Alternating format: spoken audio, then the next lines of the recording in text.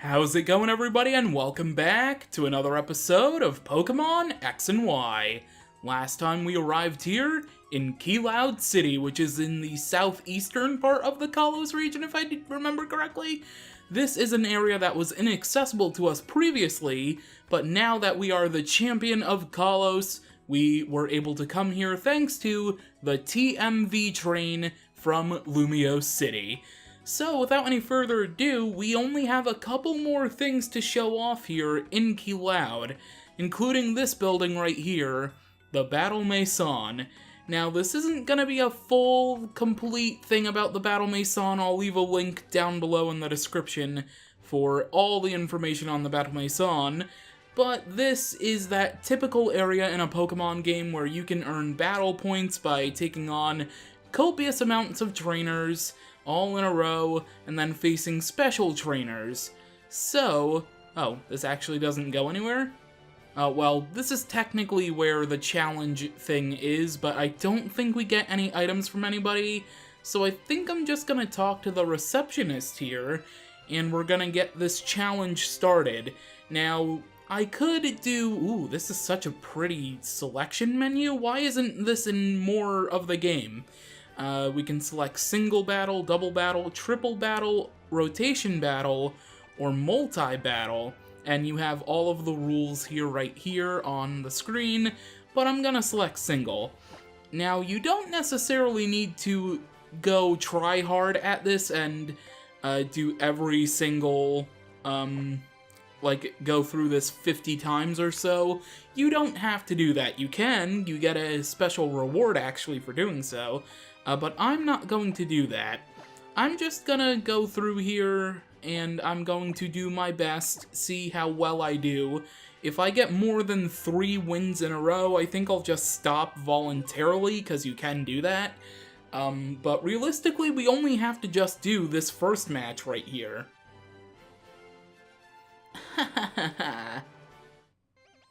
That's it? You just say ha ha ha ha?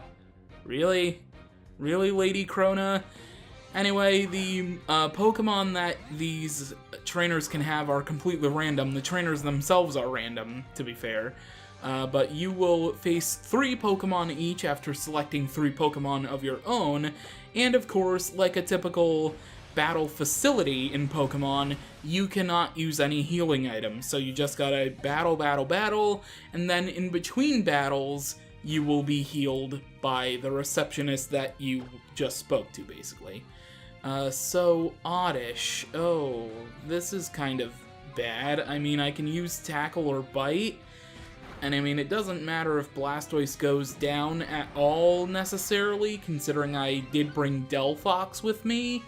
So, I mean, it's just a oh, it's using Double Team. Seriously, we're gonna be dealing with this? Okay, I might voluntarily give up after this if I'm gonna have to deal with Double Team over and over again, because this is gonna last a while. Okay, here comes the Giga Drain. That's actually probably gonna heal it up to almost full. Okay, so with that, I'm gonna just voluntarily switch to Delphox now, because I really don't want to sit here for a couple more minutes trying to hit tackles, getting Giga Drained. Wow, it read my switch and it went for Poison Powder. Wow. Man, these battle facilities, their AI is on another level compared to the rest of the game, I tell ya. Let's go for Mystical Fire, I guess? It really probably didn't matter what I hit it with, because it is only an Oddish and I'm a fully evolved Pokemon. It's a base stage, so even though it is level 50, its stats aren't going to be too great compared to mine. And now an Omanite. Okay, I mean, this isn't really too great, but I can get off damage on it with a Psychic. I did more than half health. I did like 3/4 of its health. And it went for Shell Smash. Okay, that's not very great. It speed roads sharply, which means it might actually be able to take Delphox out right here. Nope, I still outsped it. Okay, never mind. So yeah, you face different trainers with 3 different Pokemon, so you can't really prepare for this at all. You just gotta hope that you pick the right 3 Pokemon to take on the Battle Maison. And like it says on the sign outside, there are actually 4 sisters that run this facility, and again, the information on all of that will be down below in the description. I could just do that, but I mean, there's no real point to it. Like, it's not necessary for completion. Really, the only thing you try to strive to complete in Pokemon games is the Pokédex. Like, realistically speaking, so I don't need to do any special things. Right here anyways, like a statue or something, I think, of the player character. I think that's what it is, I don't really know. But after you participate in the Battle Maison, if you head up this way, back up to where this artist with artist block is, you can see that your rival will be standing up in this northern area. I will be speaking to Calum at a different time. For now, let's head back down here into the Friend Safari, where friend codes are of the utmost importance. Welcome to the Friend Safari! What would you like to do today? I would like to hear an explanation. In this facility, you can go on the safari of a friend registered on your friend list. The kinds of Pokemon you can encounter on a particular safari do not change, but different Pokemon appear on each safari. There will be a different safari for each friend code registered on your Nintendo 3DS system. So, come here after making lots of friends. If your friend is playing Pokémon, more Pokémon will pop up in his or her safari. It's a nice little bonus. And then okay, yeah, let's go on a safari. Please choose the friend safari you want to go in. So really quickly, I am going to switch to the bottom screen, or the full layout real quick, just so you can see that, technically speaking on my PSS, none of my friends on my friend list are appearing on here.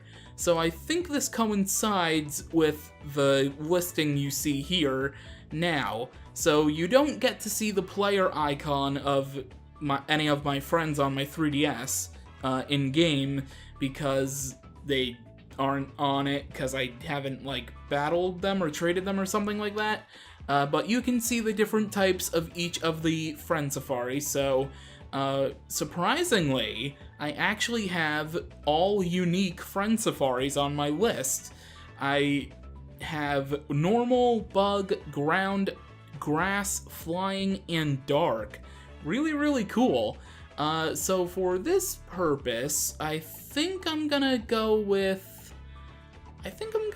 ground, because I like ground types, they're kind of nice. But also, you don't know what Pokemon appear in the Friend Safari until you actually go in. And actually, right now, only 2 out of possibly 3 Pokemon that can show up are in the Safari right now. So, yeah, let's go on the ground Safari. Have a nice time! And as you can see, you have a little designated bushel area here with all different types. You actually can tell that there are different layouts as well. So, for example, this one is actually kind of plain. It's got like a little divot right here, but the rest is just a big square of grass. Anyway, let's go inside of the grass to encounter what Pokemon we can possibly find here in the Friend Safari. A Camerupt is one of the 2. Ooh, I like Camerupt. Camerupt's a good Pokemon from Hoenn. I like it. Although I don't think I'm gonna be able to actually catch it unless I get critical captures, because, yeah, Pongura, all of my Pokemon in general are actually they're very strong, so I'm gonna have to hope for some critical captures if I want any of these Pokemon. So, a neat little thing with the Poke Radar, you can basically... Oh my god, Phanpy is in this! I was kind of hoping Phanpy would be in this grass because of, you know, being ground type, and I love Phanpy. Phanpy's just an adorable Pokemon, obviously. But I lost all my train of thought. So the item we got last time the Poke Radar, it can chain Pokemon, and it can eventually increase their chances of being shiny. So, for example, you can bring the Poke Radar into the Friend Safari, and you can chain rather, say for example, Phanpy, and you would have a good chance of getting a shiny Phanpy that way. Although in general, the Friend Safari I think does have a heightened increase for shinies as well, so that's something to mention as well. So we caught the Phanpy. That's adorable. I love Phanpy. Phanpy's such a good Pokemon. One of my favorite Pokemon from Johto. Let's see if I can encounter another Camerupt here, and let's see if I can catch it. I wonder what happens if I do catch all of the available Pokemon in this area? Will anything change, I wonder?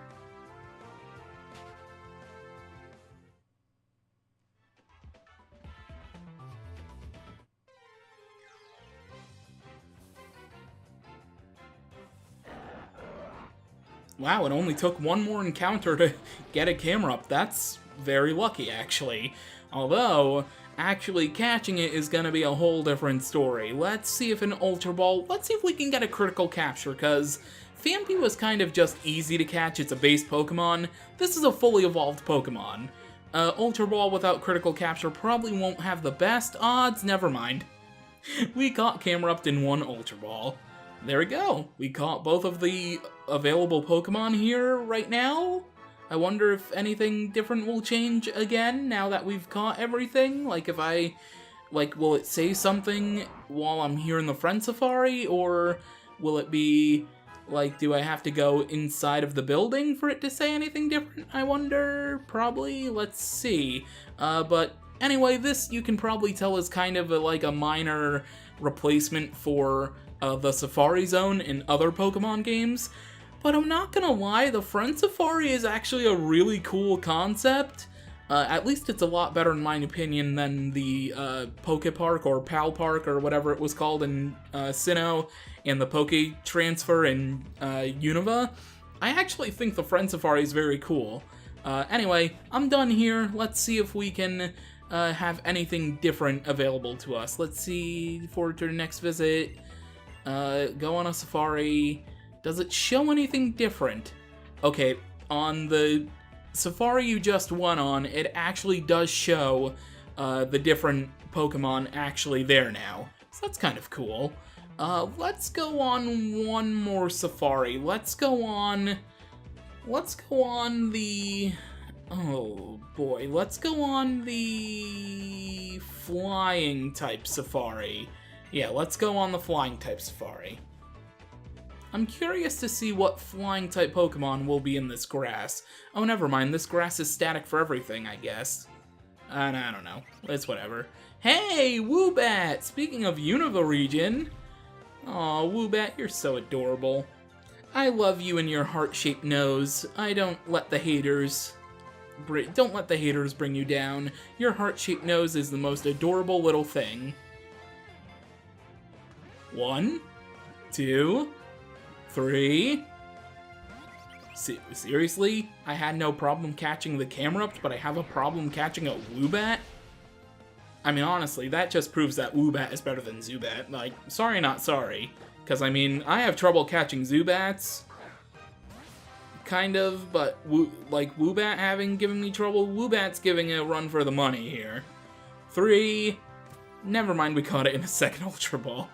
Alright, well that is one of 2 Pokemon here in the Flying Safari. Let's see what the other Pokemon will be. Oh, Woobat's cry is also so adorable. I think every single Pokemon in these safaris also you can find, technically. Oh, well, we have the National Pokedex now, so never mind. I was gonna say probably Pokemon you can just find in Kalos normally, but no, I think National Pokedex means every single available one up to the point of this game. So no, we're not gonna get any Poipoles, we're not gonna get any Pukumukus, we're just gonna get Pokemon up to Gen 6. But hopefully I can find what the other Pokemon in the safari is, because I ran into another Woobat immediately. It's a Farfetch'd. Of course. What a friend safari this is. Woobats and Farfetch'd. Geez, I wonder what the third Pokemon would be if I had the availability of the third Pokemon. If I had to guess, it would probably be... what's a flying type Pokemon that's kind of awful? I'm trying to think. I mean, technically, it can be any combination, right? Isn't Mothim bug flying? Or Masquerain? It could be one of those. I don't know. Anyway, we caught Farfetch'd again on the second Ultra Ball. That's a little weird, because we also caught the Woobat on the second one. It's whatever. We got the Farfetch'd, and that is pretty much going to do it here for the Friend Safari. I could show off every single one of them, but I don't want this video lasting forever, kind of how I don't want to really show the Battle Maison, even though the Battle Maison would take a hell of a lot longer to show off completely than the Friend Safari, considering I only had 6 friends on my 3DS currently that you can see. Anyway, that only leaves one more thing here in Cloud City. Officially only one more thing, now that we've taken on the Battle Maison. And that is the battle with our rival. Serena, battle with me. My new partner can do something that'll really surprise you. On guard.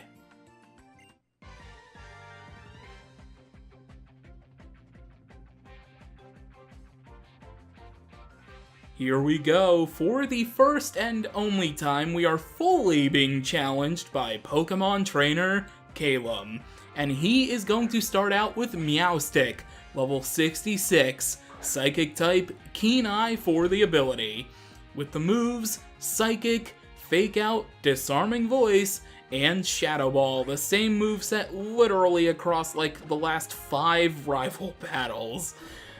So, this time around, the rival will have 6 Pokemon, a full team of 6, so let's see what new tricks the rival has up their sleeve.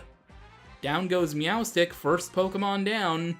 Sylveon grows to level 68, and here is the new Pokemon. It is Clefable, level 68, Fairy type with Magic Guard for the ability.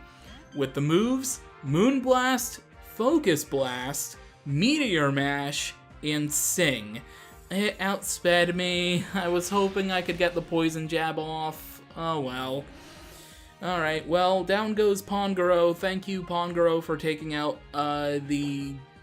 what do you call it? The Meowstic? I forgot the Pokemon's name. It was just on screen like 30 seconds ago. Let's go for a Refrigerated Hyper Beam, because why not? Nothing beats that Gen 1 Hyper Beam sound. I'm so glad they brought it back, too. Like, it's just so good. It's so nostalgic. We actually survived that Focus Blast. And, of course, it hits another one, so we're not gonna get the Focus Miss. We're gonna be hit by it. Aurorus is gonna go down. Uh-oh, this isn't really looking too great. Let's go into Blastoise. Hopefully Blastoise will be able to outspeed it. We are a couple levels lower than it, so maybe not. I'm gonna use... oh, we did outspeed it, wow. That was actually a shock. Well, down goes the Clefable, thanks to the Surf. I probably could have just used Water Pulse, since I was gonna outspeed it, but you know, whatever. 67 is now Blastoise's level. Delphox grows to level 70, and Calum, or if you're playing as the male, Serena, is going to send an Altaria, level 67, Dragon Flying type with Natural Cure for the ability. With the moves, Dragon Pulse, Dazzling Gleam, and Confide. I think it's a similar moveset to what it was previously. Yeah, the developers were kind of lazy with the rival battles this time around. Let's use Moonblast. It outsped me, and it's using Dazzling Gleam, because why not? Well, I have something better than a Dazzling Gleam of Light. I have the entire freaking moon coming at your face. Let's use Swift to finish it off.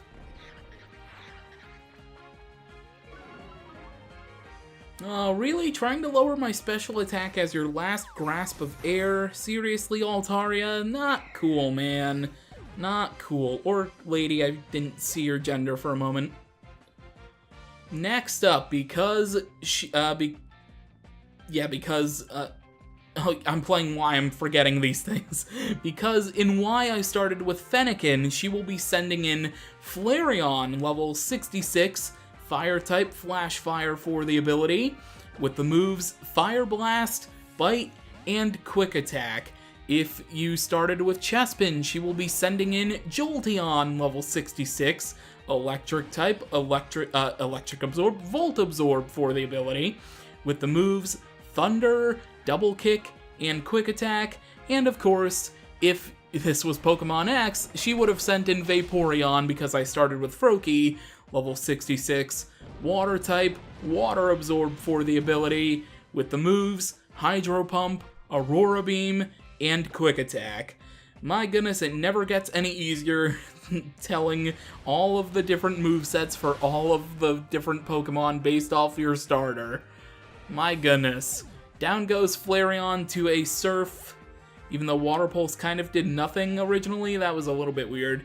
And now it's time to mention the starter. So, because I started with Fennekin and Y, she will be sending in Greninja, level 70, Water Dark type, Torrent for the ability, with the moves Hydro Pump, Dark Pulse, and Ice Beam. If you started with Chespin, she will be sending in Delphox, or he will be sending in Delphox. Your rival will be sending in Delphox, level 70, Fire Psychic type, Blaze for the ability, with the moves Fire Blast, Psychic, and Shadow Ball. And if you started with Froakie, your rival will be sending in Chestnut, level 70, Grass Fighting type, Overgrow for the ability, with the moves Wood Hammer, Brick Break, and Body Slam. I sent in Flygon even though this thing had its Ice Beam. I don't know why I did that, but it's over now, and I'm probably not gonna survive this unless it was a speed tie and I can outspeed, but I doubt it. Yeah, another Ice Beam's gonna take out Flygon. Alright, Flygon, you at least did a good amount of damage onto Greninja. Now I'm just messing up all the evolutionary evolutions of the lines. Alright, let's send in Sylveon here, and I guess, honestly, I'm just gonna go for Dazzling Gleam, I might as well. Hydro Pump is going to hit, and that does a good chunk of damage, but luckily not too much for me to be concerned for critical hit stuff shenanigans. Let's just take out Greninja with the Dazzling Gleam, and now we move on to your rival's final Pokemon.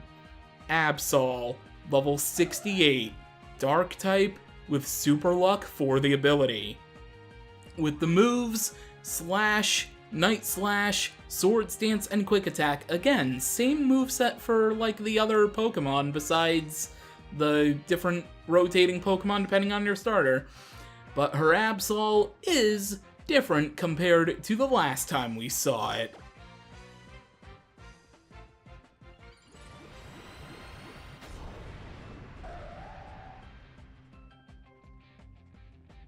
That training with the Mega Evolution Guru has paid off because your rival will now be wielding a Mega Absol with, of course, the Absolite. But it went down in a Moonblast, so we're chillin', we're pretty good. Sylveon grows to level nice, and we have officially defeated Pokemon Trainer Calum.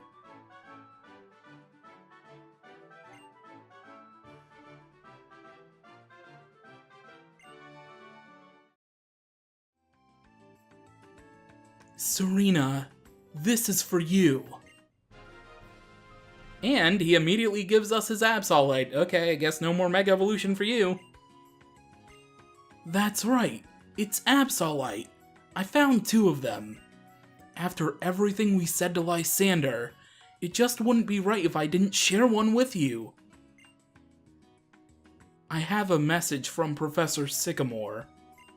He says he may have unraveled part of the secret of the Mega Ring and the Mega Stones.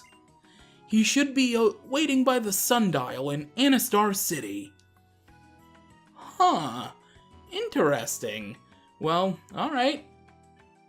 Next time on Pokemon X and Y, we will return to Anastar City, and we will meet back up with Professor Sycamore outside near the sundial.